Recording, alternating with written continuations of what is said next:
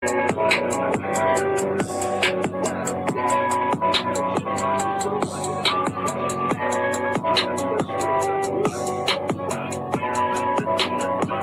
button? Push the goddamn button!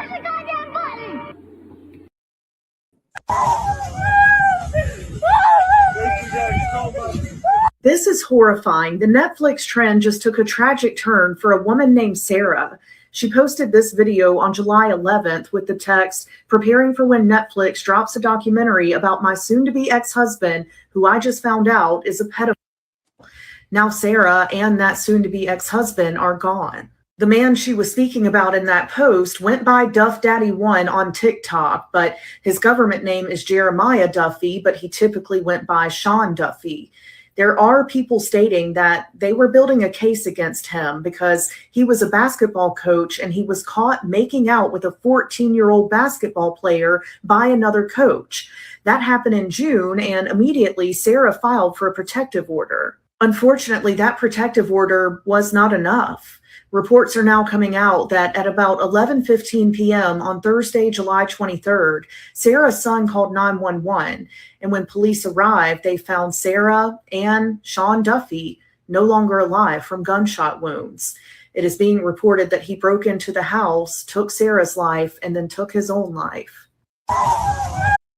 My heart goes out to the family. The community is always, you never like stories like this. This is some of the most cowardly, disgusting acts that we can ever discuss on this internet. I'm so over it. I'm so over the abuse. I'm so over these men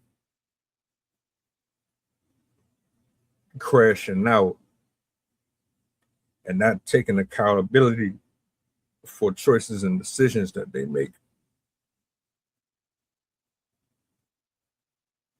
You got caught up doing what you know was absolutely disgusting. But you spent a large majority of your life putting your pants on, taking your pants off, going into different spaces, presenting yourself to be such a bravado type of guy, man's man, all that. But you, when it came down to standing in the fire for making a man's decision, or should I say a soulless, demonic creature's decision, you couldn't do that, huh?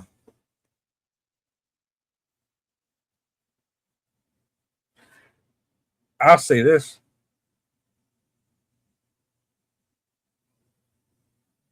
The irony about the abuse, the whole setup, is that while you think you're escaping accountability, all you actually did was run into it. You ran right into something that you can't escape from. I know a lot of women, when they saw this, their heart dropped.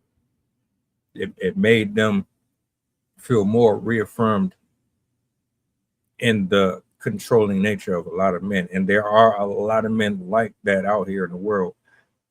On the behalf of the real solid brothers, we do not condone that. We do not side with that. You don't want to be with somebody that makes you go off the rocker like that. Like, I'm talking about men who are overly controlling, possessive, etc. Like, if you do that type of shit to keep a woman there, you got issues you need help with. Putting your hands on them, being mentally abusive, all that, we don't do that over here. If she ain't reciprocal of what you offer, she ain't for it. We walk away and leave. We don't beat their ass and throw them through the wall and all that shit. You prey on kids, put your hands on your spouse, and then you had the nerve to be upset that she put a restraining order on you, that she was fearful of her life.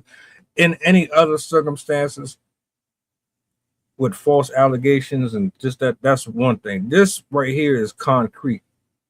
You were a piece of shit.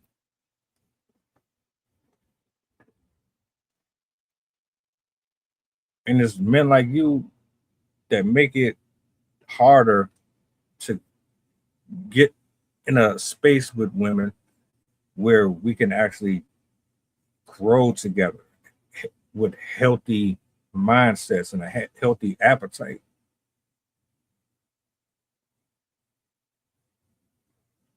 She should still be here. I wouldn't have done this though. The Netflix trend stuff. Nah. You got it documented. You know you're in danger. To me, I wish she would have went and stayed with family and or friends. She wouldn't have stayed where she was, knowing what type of unstable creature she was dealing with. Nah, you don't want to leave your house. You shouldn't have to, but you know what you're getting yourself into. You shouldn't have stayed there.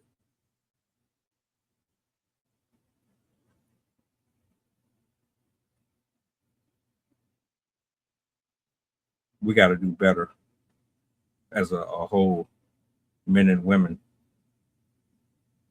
I keep telling you, we live next door to monsters, man. You don't know these people. You think you do. You think you know your friends and your family. You don't really know them like that, man.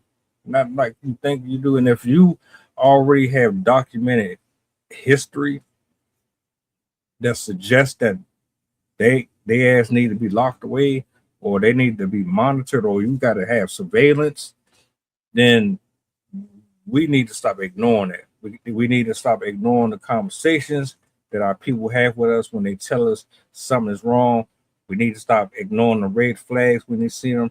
We got to stop being so quick to get involved with people without actually knowing what we're dealing with.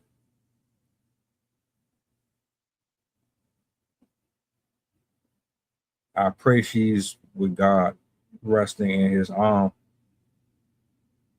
That brother, I know the people here and in certain spaces, you would have preferred him to go to jail, but he's right where he needs to be at.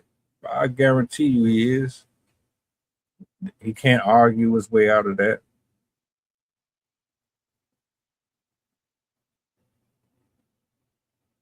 There's no judge or jury that's going to listen to his testimony where he's at. So he thought he was getting away with something. No. And you could tell he has some demonic in him, because for you to be preying on children and to be a abusive person, that is not normal. There's nothing righteous or holy about that. You allow the enemy to take over your being and drag you into hell, bro. And nobody feels sorry for you.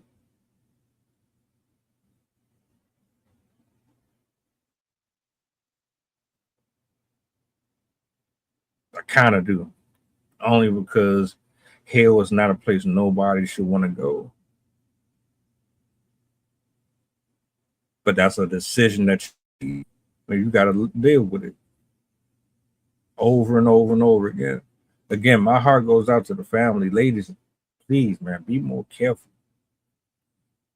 If you got to leave and pack up your shit and go somewhere, I don't give a damn if you paid rent and you did this, your safety is on the line. A lot of these dudes is unstable as hell. Don't put your shit in jeopardy because your pride and your ego won't allow you to go somewhere else. You got too much to live for.